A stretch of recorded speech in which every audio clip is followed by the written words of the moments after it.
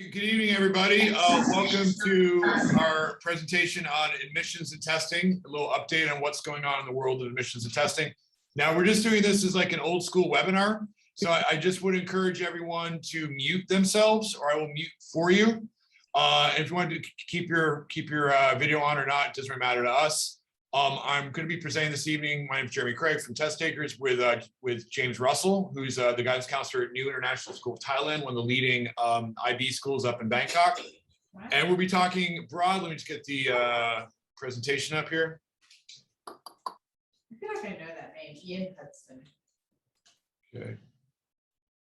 Okay, so here we go. And you slideshow. Okay, here we go. Admissions and testing. Off we go. We're gonna get through this in hopefully under an hour. Okay, that's our objective. Both of us are kind of long-winded, but we're gonna bang through this as quickly as we can. Now, talk a little bit of introduction about what's going on. Again, talk till the cows come home about the situation, but we're just trying to summarize as best we can. Then we're talking specifically about admissions trends and what we see things developing at the various and popular destinations that most students from international community in Southeast Asia would aspire to go to. So obviously Europe, United States, North America, Canada, and Australia, New Zealand. Then just a quick regional update of what's going on in other markets within ASEAN in terms of the school situation and what's going on there. Then I'm going to talk a bit about SAT. It's all kind of in a state of change right now, and what test optional really means, which is really like the $100 question now, particularly for any rising seniors that are applying to schools, in a few months. So for rising juniors, a little bit more time to work with. Then we have recommendations a little bit year on year about what you should be working on here, there, and everywhere. And then we'll open it up for any questions you have along the way. Just whack them in the chat would probably be the most efficient thing. Rather than deal with like a lot of people talking back and forth. Just put any questions along the way in the chat. We'll answer them as we go, and we'll certainly check that at the conclusion. One final thing is there are some links embedded in this, just mainly for our reference. So if you want to get the links, just email us afterwards. We're more than happy to share this presentation. It's not proprietary in any ways, and we're more than happy to share it. We're just looking to share information more than anything else. Now, there's a Chinese aphorism that I studied when I was in the little building behind me here, called Mojo to Gualo, which means to walk across the water by feeling through stones. I've been saying this for the last 15 months. I'm going to be saying it for another 9 or 10 months still. We don't really know what's going to happen in a couple months. We're just making up as we go along and dealing with the situation as best we can. You can't even plan that far ahead with things. We can plan ahead as much as we can, but I fell into the trap of planning too far ahead and just having to tear everything up and doing it all over again. So to a certain extent, you just have to keep your eyes as far ahead as you can view realistically and not get bogged down in too much what if contingency planning, because it's really too hard to say. Now, there's a lot of bad information floating around right now, but ultimately the important things are that university needs students to keep the lights on.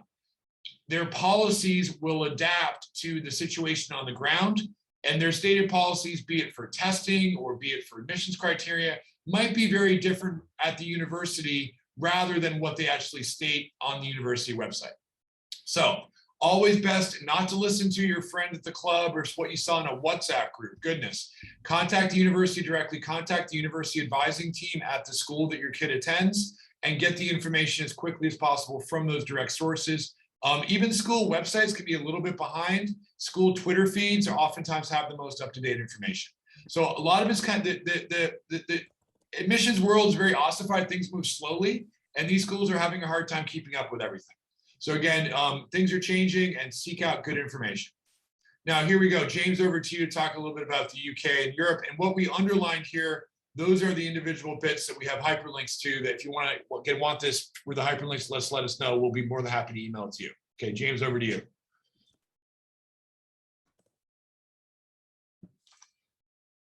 Is James there? Okay, we're working on Thailand internet. Okay.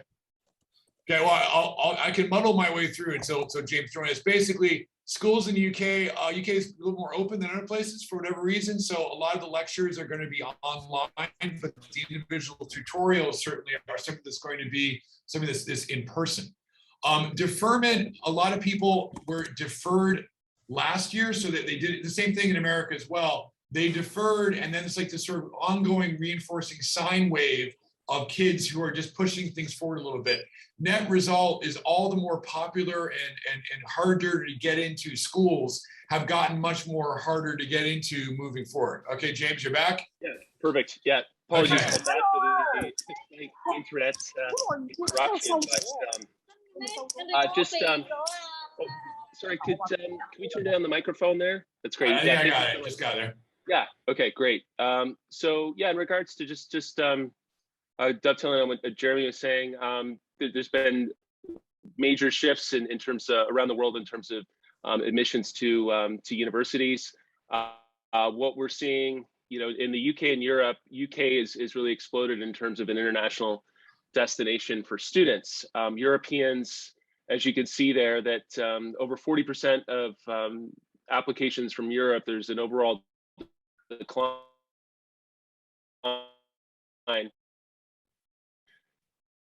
to the UK, but that made up by to attend university in the UK with the many students from the European market because of the higher fees in the UK now. University of Lancashire last week, and for larger lectures, this is. Hey James, your audio is really spotty. Maybe just shut off your video and just do audio only. You need to be online. Where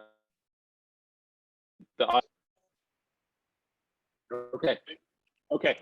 Just in terms of in regards to the UK specifically. For larger lectures, these have been online. These are going to continue to be online, but smaller tutorial class will be in person. Vaccination is a must for international students now wanting to go to Europe or the UK. One thing that we saw and we noted last year was that the number of institutions like Cambridge, Oxford, over-admitted schools due to the cancellation of IB exams and A-levels exams. So consequently, it was more competitive than ever to get into the Oxford schools. Additionally, schools like King's, Imperial, UCL, which, for students who are in the 40s, 41, 42, going in there, shouldn't have been a problem to get in. It was a problem last year. Particular areas like computer science were overprescribed. So that was just for the class of 2021. It was very difficult for many students to get into not only the Oxbridge schools, but your King's, Imperial, UCL for specific majors. UCAS opened earlier this year as well. We're seeing, we've already set up all our students at NIST with their UCAS accounts. We encourage our students at NIST to apply early to the UK because the earlier you apply, the earlier you hear back typically from these universities. And there's a concern there that the UK is becoming a more popular destination. So we want to make sure that our students have the most opportunity to be successful with their applications. The Netherlands overall has seen there was an increase as year by year over the last 5 years at NIST. There's been increased applications to this destination. It's stable in terms of applications. In terms of European students attending, more European students pick the Netherlands as a destinations. But from an international student standpoint, it has remained fairly stable or similar to what it was in former years. One interesting, the Republic of Ireland saw an increase, and as Jeremy said, we'll send you the links for these just recent articles that have been pulled out. The Republic of Ireland has seen an increase in applications of 11% last year, and I think a big reason for that is due to the decline of European applicants to the UK. Ireland is an English-speaking destination, so that's why it's so important, or why there's such value by European passport holders to pursue their studies in Ireland, and just with an English language education, so then they can parlay that into a future career. Jeremy, could you shift to the next slide? Australia, as noted, is taking a severe hit in terms of international students. I've had many students who have started off online education in Australia, but it's been very difficult. It's been impossible, really, for foreign students to enter the country. So it's, in terms of the overall revenue, there's some stats there that the overall revenue is projected to go down 40%. It's such a huge component of their international market and in terms of what they their overall economy. So Australia, it's very difficult now, unless you're type of student who would be comfortable with being online. It's very tough right now to anticipate if they're ever going to go back in the next year. I don't see them going back to in-person education. Let's shift to the next slide, Jeremy. The US and Canada specifically. So this is the 16% drop in the US for international students for 2021. This, for all current international students who are going to do education in the US, vaccination requirements are now compulsory. Recently, Rice University in Texas just announced that they're going to start online. So many of the southern states that are hit harder by the pandemic are, it's still not over COVID in the US. And in certain parts, there's still emerging cases. In terms of SAT requirements, that you can see here that pretty much every school outside of Florida and Georgia have waived SAT requirements. We are recommending that our students at NIST, however, if they're applying to UC California schools, take the TOEFL or IELTS or Duolingo, because of the fact that the University of California just opened up just recently in the last month. Typically, the University of California opens their applications at the beginning of October. We anticipate a major flood with the UCs as happened last year. So we think it's important that although students focus on their essays and their extracurricular activities, having a test of some sort, having a TOEFL or IELTS or Duolingo test assessment where you can distinguish yourself as an international student is advisable. Just looking at the sheer numbers of UCLA last year with over 200,000 applications and 20,000 acceptances, the acceptance rate has gone down considerably. So we recommend, just to stand out as an international student, take one of those particular tests. If you can't take the SATs, once again, this adage that the most competitive schools have gotten more competitive. It's the brand name schools are who gets in. If you're an international student and you're applying to Harvard University, Harvard admits 2,000 students every year. Only 200 of those students are international students. Half of them are athletes typically, and a quarter of them are going to come from some sort of a background in which they a disadvantaged background. So you're only looking at at the raw metric of 50 students around the world who are getting into Harvard, who are in our situation as international students. So very difficult. So we've advised students to look beyond the Ivy Leagues, to look at schools, private institutions private institutions in the U.S. specifically that are a match financially and a match in terms of what students are looking for in an institution. Jeremy, as mentioned, will share this with everybody after the presentation, but if you're an international student, you have to read this Kent and Levy financial aid spreadsheet. This is Kent and Levy is they're private consultants in the US, but every year they publish how much financial aid international students get at particular schools, just in terms of percentages, how much, what the average scores are, and what the breakdown of international students at particular schools are. So it's something that we use here at NIST when we're advising international students on pursuing education in the US. The last point here that AP, IB credit will continue, but this is obviously, there's no blanket statement to say that, oh, I've done 3 IBHL classes, therefore I get 3 university classes. This is discretionary, and this is something you need to talk about individually with the universities. Yeah, If we could, just to pop into that point, James, the university should have articulated policies regarding APs anyway in the States. How they view IB is a little bit more variable. And they're probably going to be, particularly if you aren't able to take the IB exam, it's going to be interesting to see how they like interpret or use those scores. yeah. All right, let's just move forward here. Okay, this is just a little swing around our neighborhood, our little neck of the woods. And I think most people here are here in Singapore. We don't know how lucky we have it. So when your kids complain about not being able to do this, that, and the other thing, have a care for all the students in the rest of Southeast Asia who most of them can't really go outside right now. It's really just, it's getting worse in some places. Up in Thailand, we have some horror stories about what's going on in Vietnam now, running out of food and whatnot in the supermarkets.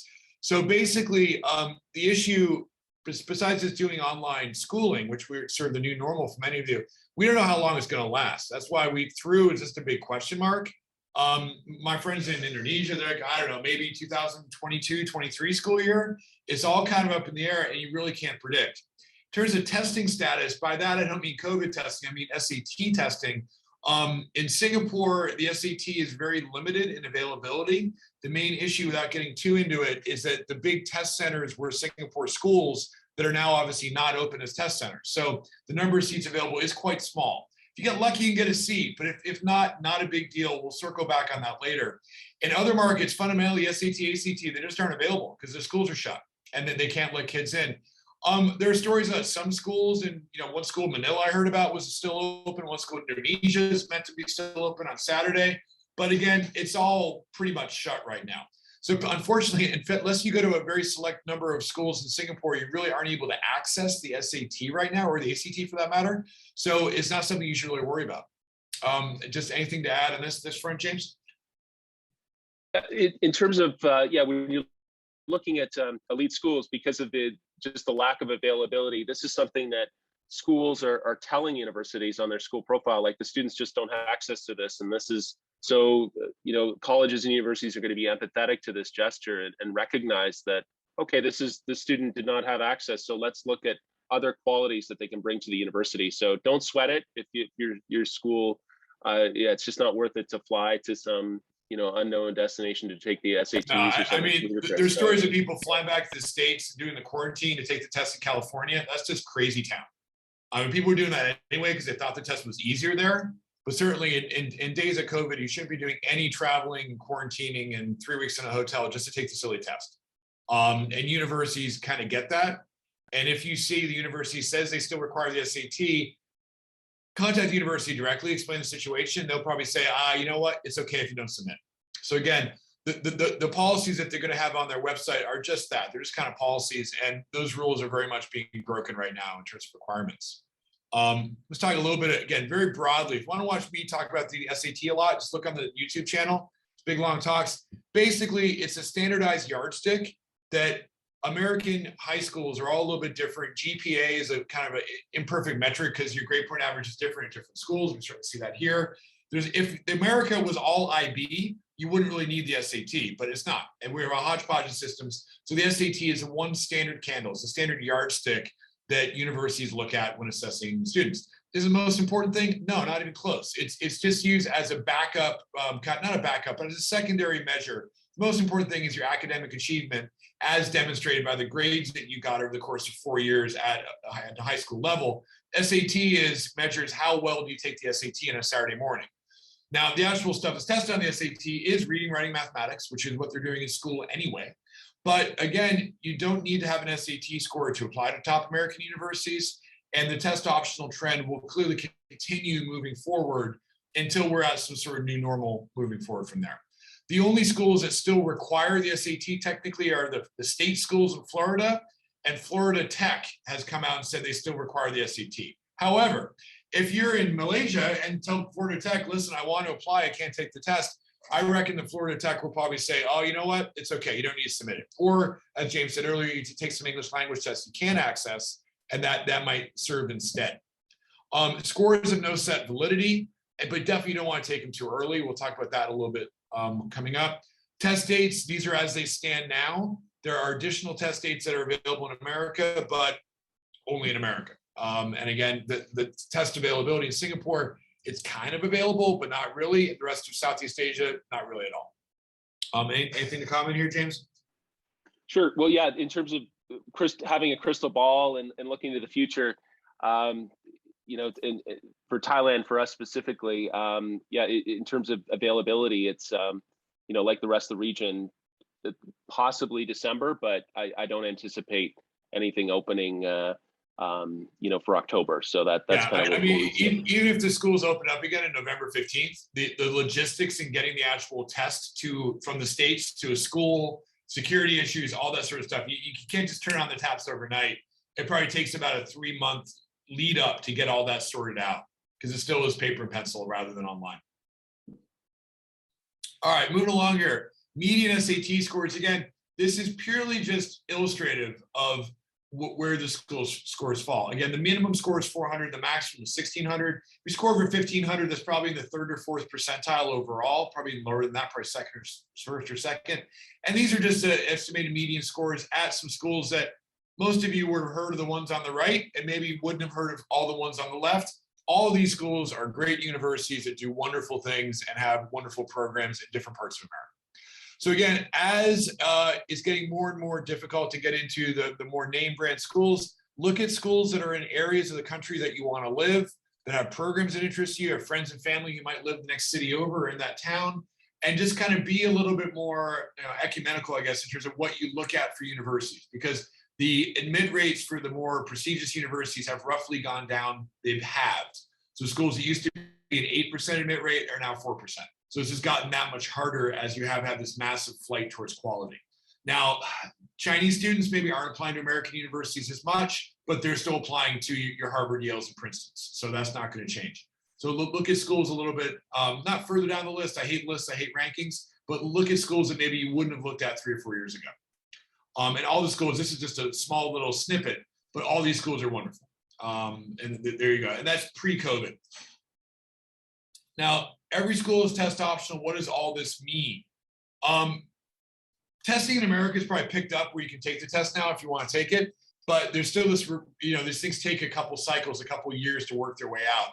So all universities in America, with notable exceptions, are still saying you're test optional. What this basically means is it's going to look at your grades more closely. And what does it mean in terms of submitting if you can take a test? If you can take a test and score well, congratulations. And then you want to take a look at where your SAT score is relative to pre-COVID applications to that school. So if pre-COVID, the average SAT score of admitted students was say 1,200 and you scored a 1,300, then probably you want to submit. But if you only scored an 1,150, you probably don't want to submit. Now that's a very rough metric. Now the thing is, those scores are probably going to go up over time as more and more students are submitting only if they score well. So you want to get your hands on the data of what the SAT scores were pre-COVID. SAT scores, unlike A-levels and IBs that we'll talk about in a little bit, SAT scores have remained relatively static, and the distribution range for the scoring has been relatively the same from the last few years. So you are going to be able to compare SAT scores of this cycle with SAT scores from pre-COVID, from 2018, 2019. All schools are different. All schools are going to say something and might ask for something else. Talk to your university advisor. Don't trust what you're hearing from some consultant who doesn't have access. Advisors, all of them have email databases. We all keep, not me, but the advisors keep very cordial relations with their counterparts at the universities, and emails fly around like crazy asking questions about like this, because the schools might not necessarily update the websites as much as they might. James, anything to add on this very complicated issue? It is complicated. It is, but yeah, in terms of the test optional cycle, that's why your university advisor is such a valuable for students that are listening, right? To ask, to get the contact. You might have had a chance to attend one of the webinars of the schools, but communicating often, showing that demonstrated interest, right, to a school is so critical in terms of the school wants to know if you're going to be, if this is, you research the school well, if you're going to be a fit there, and by you showing, either asking questions, either you as a student reaching out, or if there's some specific questions about testing, having your counselor reach out to the individual regional rep from that particular institution. So you as students should have that. If you're really interested in a school, you should have that person's info handy, and you should be communicating with them. Yeah, they're going to hide it. I mean, it's these universities, these university representatives, it's their job to get applicants. That's their job. They're sales, right? So they're out there trying to get as many applicants as possible, as that they have to build their class. They're not hiding from you. They want to hear from students, and they want to answer questions because, like James said, that shows engagement. Because schools are looking at it's the new weird normal now. That used to be if you accept 100 students, maybe 50 students would come. Now with people increasingly applying to more schools, it might be if you accept 100 students, only 30 will come. And then you have to worry about managing yield and summer melt and all that stuff. So they want demonstrated interest of saying, if I accept this kid, he's probably going to come. He or she will probably come. That's going to help. Yeah, they track all the data too. I just want to point out that when they send you an email from a university, they know exactly how long you looked at it, if you've opened it or not. So that's all that stuff, right? If you're applying to that school and you haven't opened an email about a webinar event or something like that, and all this stuff is tracked by the university. So just be vigilant if you have a particular interest in the school to read all their communications and to build that strong rapport with the college. Maybe pretend to read them 7 or 8 times just to make sure. So it's the new normal. Okay, next page. Essay, subject tests, done. Fiend. You know, they're no more. Thank goodness. They were a pain in the neck. University of California, all UC schools are legally not allowed to look at SAT or ACT scores until 2025, pending legal appeal. So we'll see how this shakes out. But for most people here in 2022 or 23, long story is University of California don't look at SAT scores anymore, but you're probably applying to schools that might. And what are they gonna look at instead? Your grades. So it's be interesting to see when they get a couple classes in that they didn't use SATs, how those classes compare with the previous ones. And we're not going to know that information for another 24 months or 36 months until this starts shaking out. Because again, these things happen in slow motion. Registration for the SAT, we talked about this before. It is tricky right now. You got to register well in advance. That's just one of those things. Universities need students, particularly universities need full fee paying international students. So if you have that advantage and you are full fee, then applying to big land grant universities, university of whatever, that's going to help you out a little bit because exception in California, they need to keep the lights on. And particularly schools like University of Illinois are going to lose a lot of students from China, and they're going to have to make up those numbers. A lot of the changes that are afoot, we don't know what's going to happen yet. We really don't know. It's too soon to say. Just kind of, we try these webinars every couple months, ask around. Again, source of information would be your school guidance counselor, like Journal of Higher Ed, the online stuff, not what you heard from some friend on WhatsApp. There's just so much bad intel going around. In terms of ACT transition, bad timing to a computer-based test. We need to go to a test center. It's sort of available in Singapore, but not really. I've had kids who registered and then a day or two before they get an email saying it's actually not available. So I would say if you're going to take one or the other and you can access the SAT, that's probably the better one. But that said, you don't really need to worry about either right now because it's all sort of the new normal of not having to sweat testing. In terms of when to test, if you can, great, take it the second half of 11th grade. So IB1. Taking it earlier than that, really, I wouldn't recommend it. The SAT tests and ACT for that matter, it tests what you learn in school. And the longer you spend in school, the better you're going to test. So take it in August or October of your 11th grade year, far too early. We don't even accept kids that want to do that.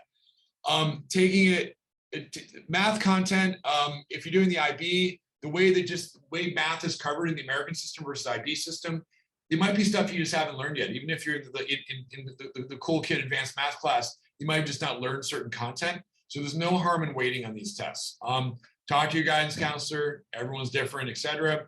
You can take the test multiple times, but schools kind of know how many times they took it. I just found out from James, if a school really wants to find out, it can find out if you took the test in 9th grade and what you scored. Yes, they can.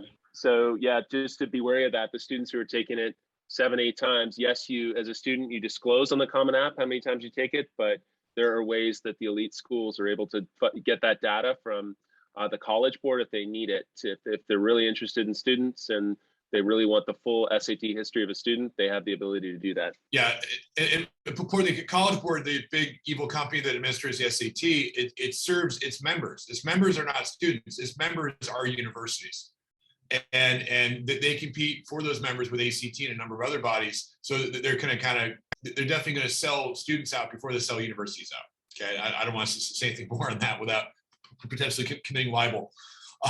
Okay, onwards. The tests cover what you learn in school. In terms of practice, what can I do? You should read more. Okay, your kids can't read, their grammar's terrible. Reading magazine articles, anything that interests you. You play tennis monthly, whatever the heck you want is better than nothing. Anything without too many pictures. Reading stamina. 65 minutes of the first section is reading, and just being able to read that long is a challenge for me, let alone a 17-year-old student. History documentaries are good because one of the passages is all about American history that you sort of need to know. The American grammar class on Khan, not SAT grammar, English grammar, not American grammar. English grammar course on Khan is wonderful. No one does it. Core math skills, you should determine what you need to work on and then use Khan Academy to paper over those cracks. SAT courses generally focus on techniques and strategies. We assume you know how to do algebra, know how triangles work. A lot of kids now don't, though, so you got to work on that. Don't do a stack of practice tests, please no. Okay, maybe do one test, take the PSAT if you can. That's it. Okay, doing a stack of practice tests before you engage in formal prep, it just ossifies bad habits and makes real improvement that much harder later on. What should you do? Like, I'm covering up my how to prep later. Take a mock test, see how you go.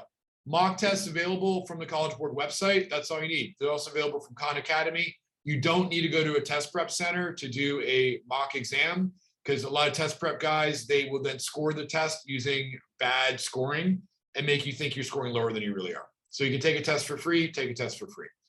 What to look out for, anything longer than 40, 48 hours is more than enough. It's just way too long.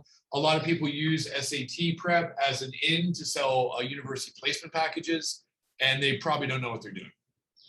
Guaranteed improvements, it's all based on diagnostic tests that are easily falsified. And just because you scored well in the SAT, it doesn't mean you know how to teach SAT prep. So it's a whole different sort of ballgame. You want people to know what they're doing who've been doing this for a little while. And I certainly have been doing this far too long. Is what I call the Craig curve, in that your score goes up over time. And then after that, test fatigue kicks in. There's an economic concept of diminishing returns. And here's like negative returns over time. I get kids who test again and again and again and gets my advice, and their score just starts going down eventually. If the SAT was a test, you just keep studying and eventually you get a perfect score, then most of Asia would have a perfect score and I'd be out of business, right? So you want to get to your potential score as quickly as possible, take it, get that score if you can, and then worry about all the other activities and academics, because ultimately those are more important factors in your application. Okay, over to you, James, I'll talk about APs. I'll turn it over to the other stuff. APs, they don't really know what this is going to look like next year, and College Board's kind of saying, well, we'll let you know in January, but they have the capacity now to do the online testing, but they really don't want to. The online testing, taking it at home, is not something College Board wants to do. They had to do it because if they canceled the test, they would have been out about $400 million. So they don't want to do online testing. So if the test is going to happen in person in America, it's probably still going to want to happen in person internationally. But we're not going to know much about this until the first quarter of next year. And thankfully, most people are not doing APs anyway. They're doing the IB instead. So I'll turn it over to you, James, to talk a little bit. Yeah, in regards to the IB exams and the way that the system works is the IB will approach each individual school, typically in December, January, and ask the school if they can safely administer the SATs. The school has the ability to say yes or no to this. But then again, so in our situation last year, we said yes, we wanted to host the exams in December, January. However, the situation worsened in Bangkok last year, so the administration emailed the IB in April and said that based on the current context and based on what the parent and student community said, that they wanted to go ahead and cancel the exam. So it's not like a blanket thing where the IB works on a case by case, school by school, region by region sort of basis. So whether the IB exams are going to take place this year, it's been 2 years here in Thailand where we haven't been able to offer it. Who knows? It's really just going to depend on whether the school feels that they can offer it safely. So James, just to clarify, if the IB exam's not administered, then the grades are based on like predicted grades from the actual teachers, yeah?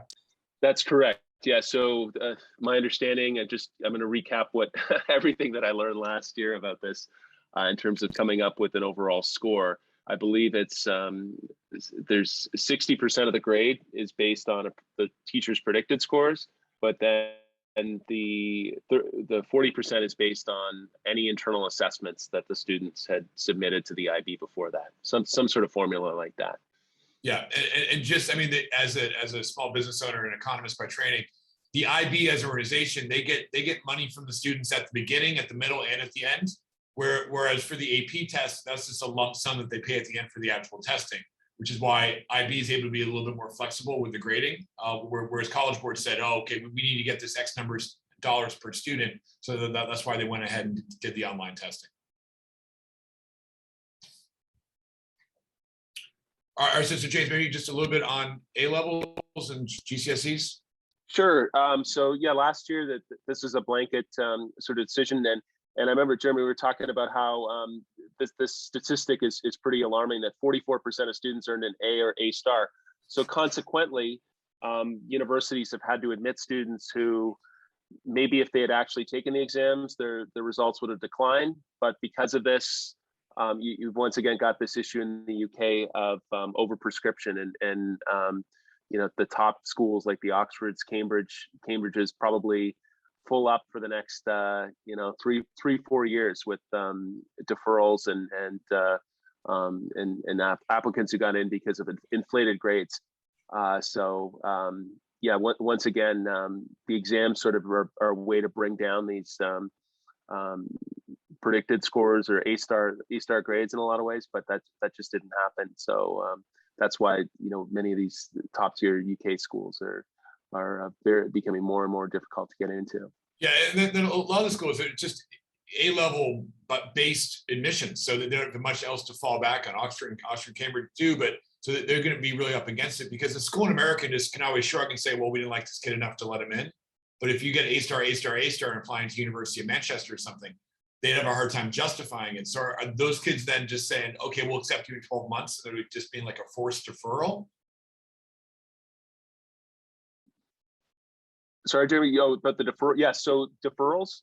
So are kids like making the grade, so to speak, to use the British expression, and getting, you know, A stars across the board and A levels, but then the school says, listen, we just can't accept you this year. Can we just defer you for a year? So is it the deferral? Cambridge did that yeah, Cambridge did that. That was last. I'm not sure about this year, for this year's cohort, but they did it for the cohort of 2020, where they just weren't able. But it really depends on accommodation too, and you know, are there enough spots for students to you know, be able to for the resident spots and for the classroom. So yeah, they've been offered. I know Princeton did that last year too, where they over admitted for the class of 2020, and yeah, some students were just given the option of automatic deferral for a year because they're just, you know, they're just or this is a slightly different issue, but some universities send the kid abroad for the first semester. That could be, yeah, that could be another option. And then that kid doesn't count for the entering SAT score, so that they're able to sort of juice their numbers. That's a Northeastern University game that they do. Okay. But okay, let's just put a cap on this. Basically, if you're, oh God, James, this is your bag. So just go through what seniors, juniors. Yeah. So this year for the class, yeah, just the advice that we are giving our class of 2020. It's unlikely, as I said, that ACT or SAT will happen this year for our, I mean, the last time we had it was in March for our senior class to do so. So we're telling our class to not stress too much about this. We really want students to focus on schools that are a fit for them. So looking at schools that match what their goals are for university education, to really reflect deeply. We have a strict policy on allowing students to apply to only 10 schools at NIST, and even the UK, if you apply to the UK, each one of those schools counts as 5. So that's really makes students focused on a particular region. So if you've already knocked off 5 schools in the UK, you're probably not going to be applying to the US as well, because you've only got a choice of 5, unless those are very intentional sort of selection. So really having students reflect, to pick their college lists carefully, and to go ahead without worrying too much about the test prep. As said, we advise students, however, who are applying to the University of California system and other systems to take the TOEFL, IELTS, or Duolingo, just to have to differentiate themselves a little bit with other international students who are applying. Class of 2023, so for year 12 students or grade 11 students at our school, we want them to continue to, if possible, we don't want them to even think about the SAT really at this stage. They really, if you're in grade 11, you shouldn't be taking a test until March of junior year, because of the math content. As I mentioned, you don't want to put yourself, if you want to take the SAT, I would say March is the earliest for a grade 11 student. We want them to work on other aspects. I mean, they're grade 11 students are just transitioning from going into the final 2 years of high school, which are the hardest grades. And the first semester of grade 11 is really just figuring out, okay, the difference in rigor of the classes and doing well. So getting good grades is the most important thing to focus on for the class of 2023. Anyone grade 10, grade 9, grade 10, class of 2024 or later. I guess not worrying about anything, but we do want students to start being a bit more intentional. I like that point Jeremy and I were talking about this today, identifying meaningful activities. One of the great failures of students when they're applying to the US specifically, and at other universities, but the US specifically, when students are on the Common Application, the biggest mistake I see is their extracurriculars activity list. So I really, if students are putting, for example, I did 4 years of varsity basketball as your #1 activity on the Common Application activity, great. You like sports, that's great. Is it something that stands out though? And if you're applying to elite universities and that's your #1 activity, that's going to be problematic from an admissions panel, because they have such little time to read through your application. You should really brag about something community service oriented, or something where you started a club or did something for the benefit of others. So start, if you're in grade 9 or grade 10 students, a younger age, or even if you're a grade 11 student now, not too late, and even in grade 12, to maybe start a community service endeavor where you're helping others and you make a difference in your community. So those are just a few tips by each grade level. Yeah, and certainly it's not just academics, finding other activities that everyone else doesn't do. I mean, it seems like every kid says, "Oh, I do the same activities that everyone else does." Here's a crazy idea, but maybe get a job and maybe do some work in the outside world, if that's viable with your visa status and whatnot. We don't want you working illegally, but certainly it's never too started to sort of pad out your application a little bit. Just a question that came in, James, for you is, if a student is a U.S. passport holder and say at the American school here, would taking the TOEFL or IELTS or Duolingo really have any impact for them, or would this be more for like Thai nationals? No, yeah, it's really for students who don't have a passport from the U.S., Canada, UK, Australia, or New Zealand. So, and yeah, those countries aren't required to take a TOEFL or a Duolingo test. So it's not really going to put them in a unique stead, right? That's what I thought. And then the corollary on that, which is another question from David, was that are U.S. passport holders in say Singapore at international school here, are they considered as part of the domestic U.S. applicant pool, or are they considered with the international pool? And my impression was always it's sort of market by market, irrespective of passport, right? It is, yeah. It's typically you're thrown into the domestic pool, but it puts you. It's actually advantageous. One of the best positions you can be in is an American passport holder at an international school. It's almost its unique kind of category. You've got domestic and international, but if you're applying to U.S. schools and you've lived abroad, it puts you in a very good position from an admissions point of view. So it's not just, you're not just a domestic, you're not just another international. It's its own category, and it's a very beneficial one that we've seen many students, particularly for the Ivy Leagues too. For many of our students who've had US passports, who've lived abroad for many years, that it's really an American passport holder living abroad and then applying to the US is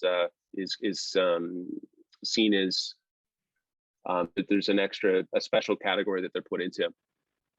Yeah, and then just to add on that though, is that if you're looking at coming from say a big international school like UWC or Patana or an American school here, the universities, the most competitive universities are only really going to accept a preordained number per year from that school.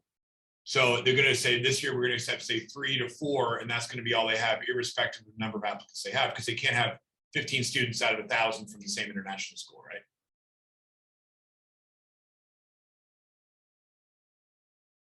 And that, yeah. Go ahead, James.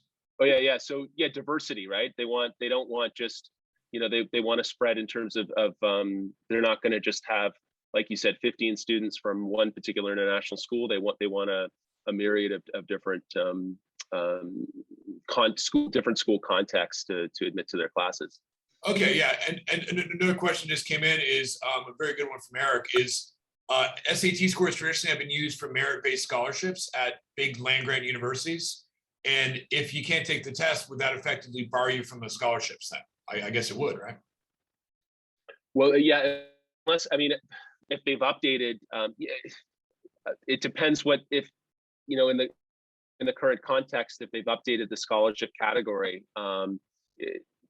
But yeah, in essence, if that's still asking on the application for you to have an SAT score and you don't have one, yes, those particular scholarship applications. But that doesn't mean that there's just not every scholarship is conditional on SAT scores. So I'd really encourage anybody who wants a copy of this presentation, I'd like you to look at the particularly for students, is the document that goes through school by school how much funding is available for international students. It's an excellent resource to use as a counselor and as a student. Yeah, I think that the private schools are all going to sort of do their own thing, but I know that, for example, like universities in say South Carolina, if you score a certain level on the SAT, you kind of like guaranteed that package.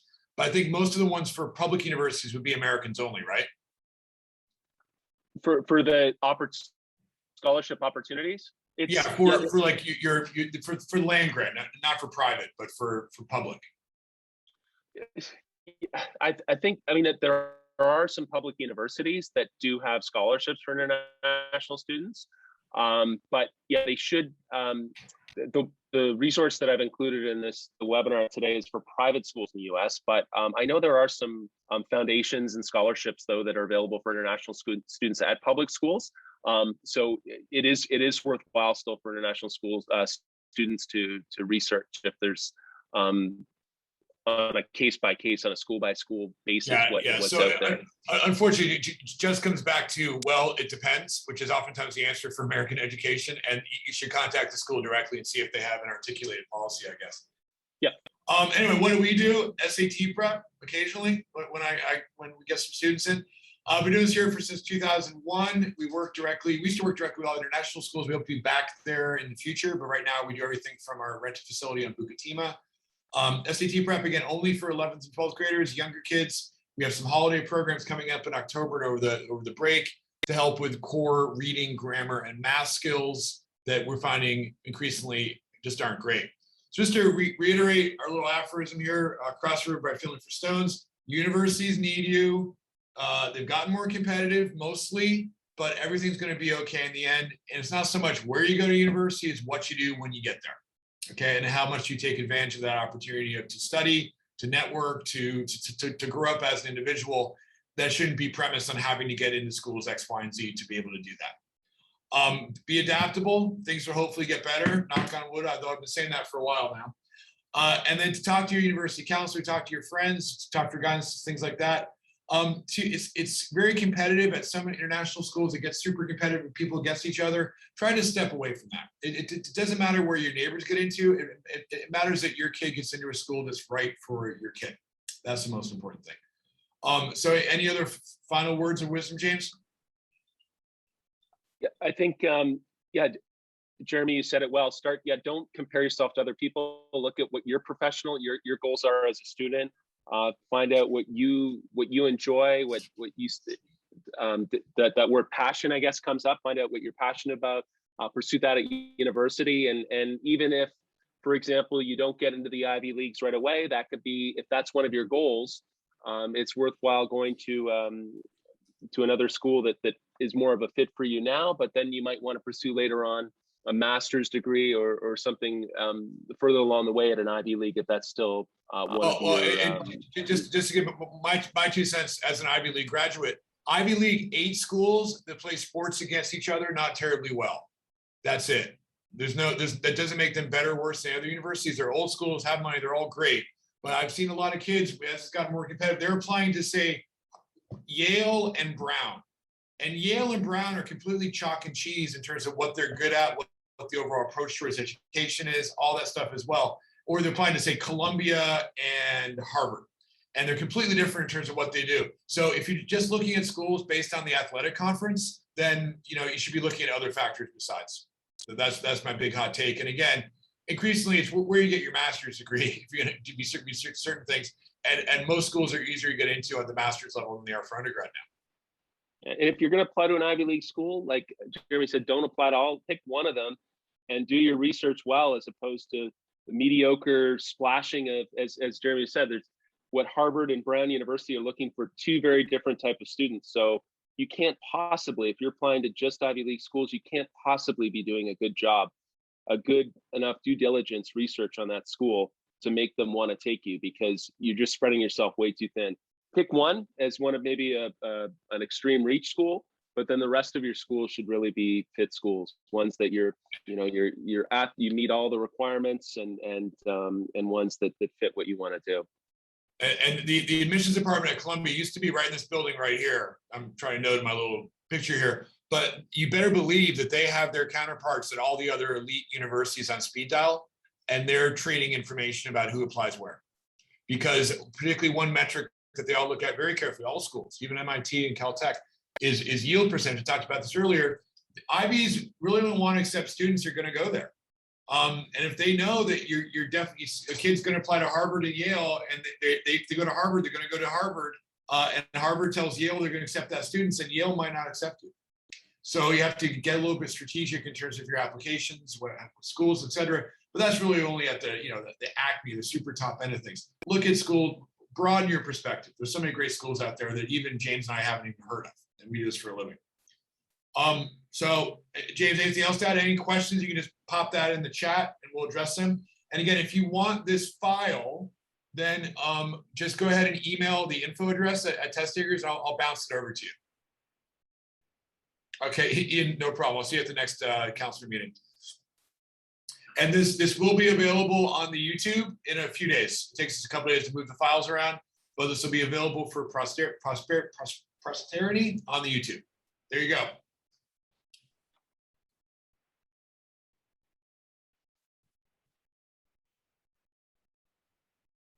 I'm not seeing any questions here. And we got through in less than an hour. That's a record. Yeah. Yeah, I apologize everyone about the technical internet issue here, but I think we had some good conversations, some good, hopefully as students and counselors who are listening, I hope you got some good information that you can use to refine your research. Yeah. And talk to your university guidance counselor. Like most of you are either guidance counselors or go to schools. I know that the guidance counselors there are wonderful. So certainly use that resource. The private advisors out there in the market, they're just, the less said, the better. All right. I'm going to, okay. Yep. All right. We'll talk soon. Thank you, everybody. Okay. Take care. Okay. Thanks, everybody. Okay. And you stay safe out there. Bye. Bye-bye.